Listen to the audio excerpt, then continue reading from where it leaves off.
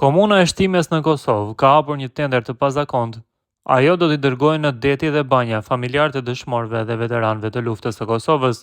Tenderi tashmë është dhënë dhe kap vlerën prej rreth 8.500 euro. Përmes këtij tenderi parashikohet akomodimi për 4 net e 5 ditë për 35 persona në një hotel në Bregdetin e Shqipërisë, jo më larg se 1 kilometër larg plazhit, ndonse nuk specifikohet se ku do të shkojnë saktë. Aktivitete rekreative, sociale dhe rehabilituese në Bregdetin e Shqipërisë për familjarët e dëshmorëve të komunës së Shtimes është titulli i kontratës së lidhur nga kjo komunë.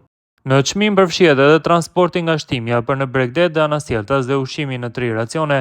Në dosje specifikohet se çfarë ushqimi duhet të shërbehet në të 3 racionet, ora e saktë kur duhet të shërbehet kafja e çaji.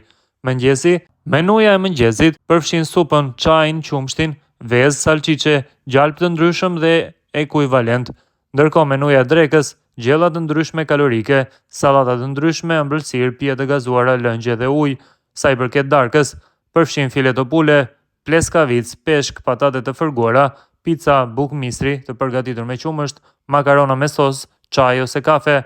Siç specifikohet edhe në dosjen e komunës së Shtimes, aty theksohet se akomodimi do të bëhet diku në fund të këtij muaji. Ndërkohë, 20 të tjerë do të dërgohen në banjat e Kosovës për aktivitete rehabilituese fizioterapeutike. Edhe atje vlejnë specifikacionet e njëjta sa i përket ushqimit që duhet të shërbehet. Këta do të dërgohen në fund të muajit qershor. Kontrata është planifikuar të nënshkruhet sot, teksa me të është përblyer Sherif Sali.